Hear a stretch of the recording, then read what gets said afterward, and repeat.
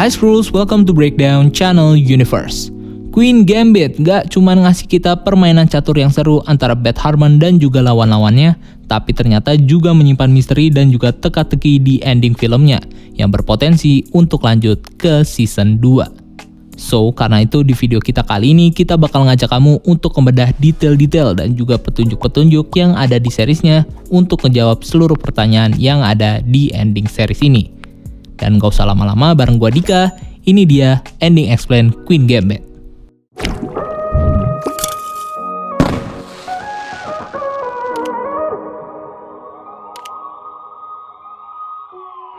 Layaknya anime dan manga shonen, Queen Gambit telah menyajikan kita perjalanan dari hero catur Beth Harmon yang mulai sebagai pecatur amatir sampai dengan pecatur terhebat, yang banyak melalui proses kalah, latihan dan juga menang dalam melawan setiap musuhnya. Sampai akhirnya Beth bisa melawan bos utama Vasily Borgov yang super kuat banget buat dikalahin, dan akhirnya bisa dikalahin Beth yang dibantu oleh teman-temannya atau menang dengan friendship power.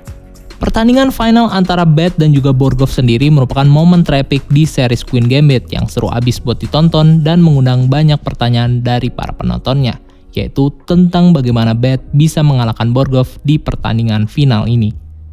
Pertandingan antara Borgov dan Beth sendiri sebenarnya terinspirasi dari pertandingan catur asli antara Grandmaster catur Amerika dan juga Ukraina yang bernama Patrick G. Wolf dan juga Vasily Ivanchuk, yang bertanding dalam kejuaraan catur internasional di Swiss, PL International tahun 1993.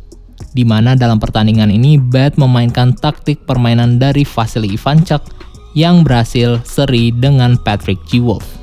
Dalam pertandingannya melawan Borgov, Beth sendiri memulai gerakan caturnya dengan melakukan gerakan pembukaan Queen Gambit yang dimulai dari posisi D4, D5, dan juga C4.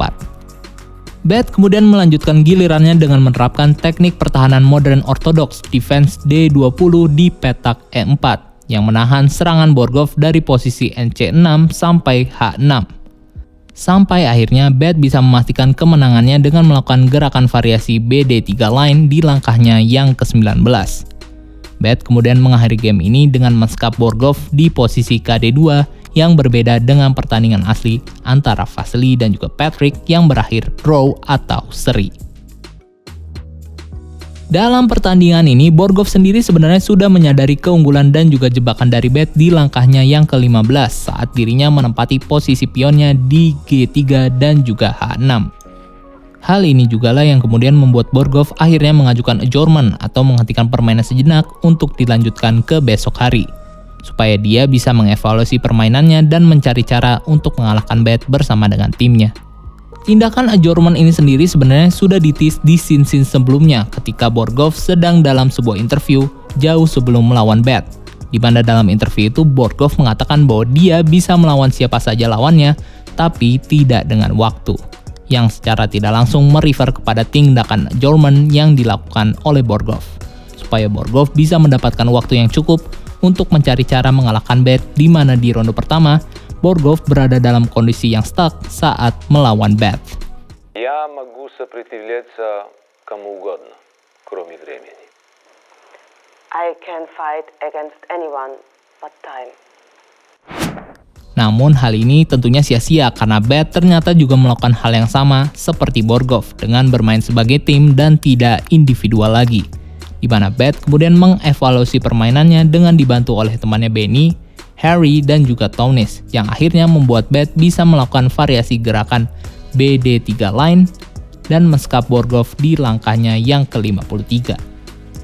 Kemenangan dari Beth juga didukung dengan perubahan gaya bermainnya yang dulu hanya mengandalkan intuisi dan juga respon cepat dalam mengalahkan lawannya, yang kini berubah 180 derajat dengan Beth yang mulai mengaplikasikan berbagai macam skenario dan juga model permainan untuk mengantisipasi setiap gerakan Borgov. Selain itu, faktor lain yang membuat Beth bisa menang melawan Borgov adalah saat Beth bisa lepas dari kecanduannya terhadap alkohol dan juga obat-obatan yang selama ini membantu Beth menang dalam setiap pertandingannya.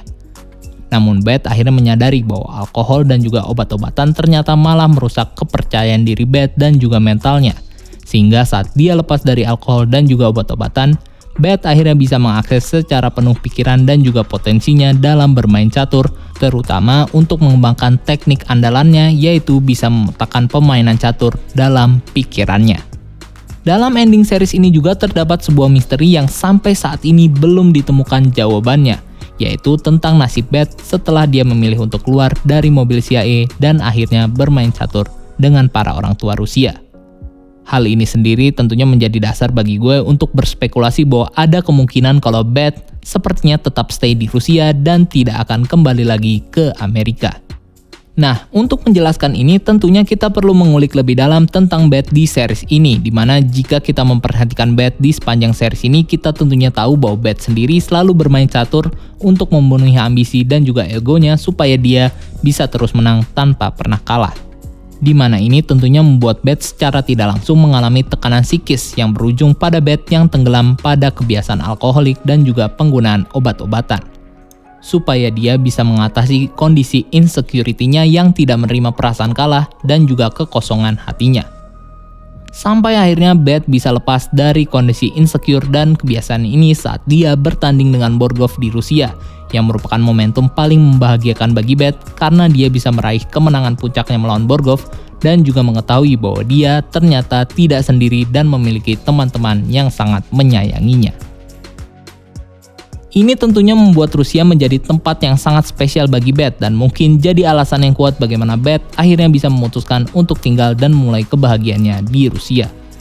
Apalagi saat Bat bertemu dan bermain catur bersama para orang tua di sebuah taman di Rusia, di mana di sini itu kita melihat bagaimana Bat terlihat sangat bahagia dan bermain catur tanpa beban, tidak seperti sebelumnya. Yang seakan menandakan kita bahwa Bat sepertinya sudah nyaman untuk tinggal dan juga bermain catur di Rusia.